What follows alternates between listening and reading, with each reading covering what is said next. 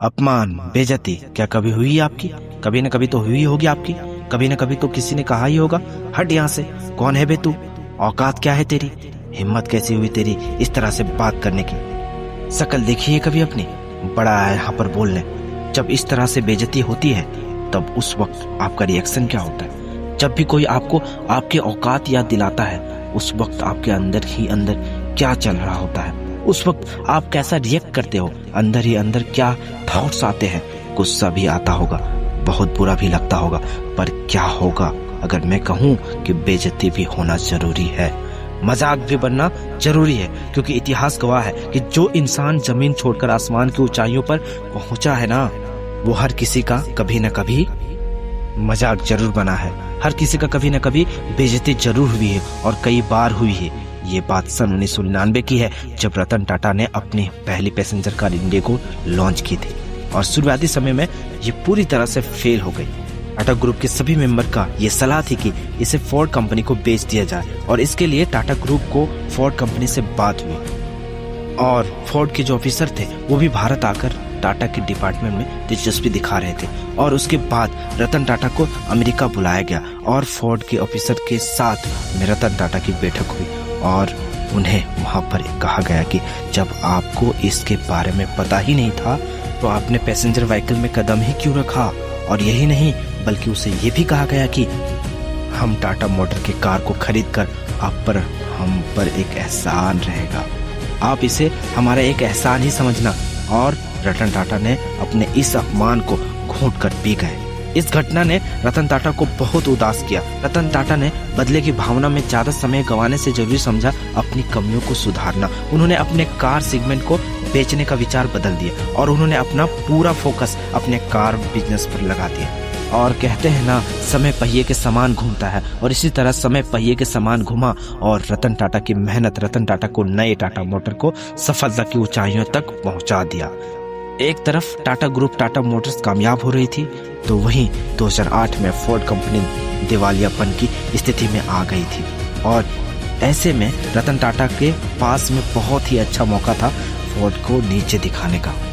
लेकिन उन्होंने ऐसा कुछ भी नहीं किया, बल्कि इसके विपरीत उन्होंने फोर्ड कंपनी की मदद की और साथ ही 2008 में टाटा मोटर ने जैगुआर और लैंड रोवर $2.3 बिलियन में खरीद लिया। टाटा मोटर की फोर्ड के साथ में ये डील हुई और उनके लिए जीवनदायी साबित हुई।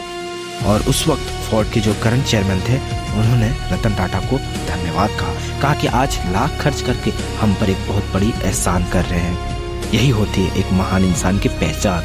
अच्छा तो हर कोई बन सकता है, महान बहुत कम बन पाते हैं। और ये तो कुछ भी नहीं, उससे भी बुरा अपमान हुआ था डॉक्टर भीमराव अंबेडकर का। नीचे जाके थे तो लोग उनकी परछाई भी अपने ऊपर नहीं पड़ने देते थे। एक बार कुएं का पानी पी लिया, कुएं को टच कर दिया, ये देख उस छोटे से बालक को बहुत मार पड़ी, सिर्फ इसलिए क्योंकि उसने कुएं को छू लिया, उसका पानी पी लिया। स्कूल में उन्हें क्लासरूम के अंदर नहीं जाने दिया, कहा गया कि बाहर बैठकर पढ़ाई करो, कहा गया कि संस्कृत ब्राह्मणों के लिए होती है, तुम्हारे लिए नहीं। इतना अपमान हुआ, बहुत दर्द होता है अंदर से। उन्होंने ठान लिया कि तुमने मुझे अपने गांव के स्कूल में नहीं पढ़ने दिया, मैं दुनिया के सबसे बेस्ट यूनिवर्सिटी में पढ़ कर आऊंगा। और कोलंबिया यूनिवर्सिटी से उन्होंने एमए किया और उसके बाद लंदन स्कूल ऑफ इकोनॉमिक्स से एमएससी किया और उसके बाद लॉ की पढ़ाई की और उसके बाद पीएचडी की। और फिर जब वापस आए तो उन्हें मिलिट्री सेक्रेटरी की नौकरी मिली, जो उस वक्त बहुत ही अच्छी नौकरी थी। लेकिन उसके बावजूद भी उनका अपमान हुआ और अपमान उनके दिल पर लगा।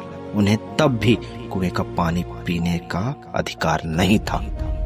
वहां का चपरासी भी उन्हें फाइल फेंक कर देता था और कहता था कि गद्दी पर बैठ गया तो क्या हुआ, ये है तो अभी भी नीचे जाकर ना।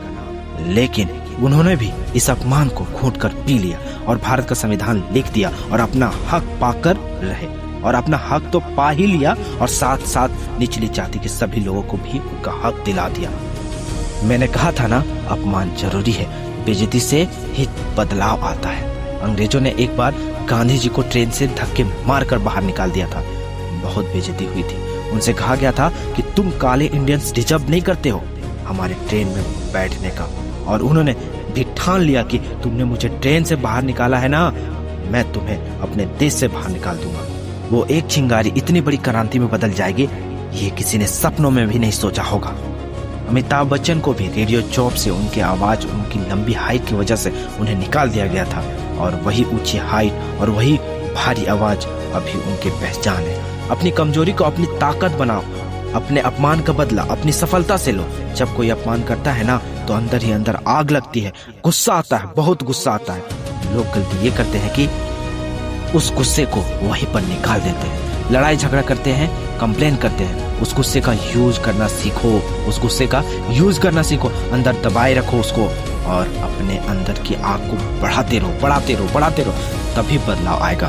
क्योंकि कोई भी इंसान अपना सम्मान भूल सकता है, लेकिन अपना अपमान नहीं भूल सकता है। कोई कुछ भी बोले उस पर रिएक्ट मत करो, अपना गुस्सा अपना आग बनाओ, बाहर मत निकालो, अपने अंदर रखो। बाहर निकाल दोगे तो बेइज्जती तो होगी होगी, तुम अपना बदला नहीं ले पाओगे, ना ही कोई इज्जत हासिल कर पाओगे जो तुम पाना चाहते हो। अपने अंदर बार बार ये बात बोलते रहो कि कहा था ना तुमने कि शक्ल देखी है अपनी, एक दिन ऐसा लाऊंगा कि शक्ल देखने को तरसोगी। कहा था ना तूने कि चल हट यहाँ से, कौन है बे तू। एक दिन ऐसा भी आएगा कि कोई बैठा नहीं रहेगा जब मैं खड़ा रहूंगा। कहा था ना तुमने कि तेरी औकात क्या है, मेरी औकात मेरा वक्त बताएगा।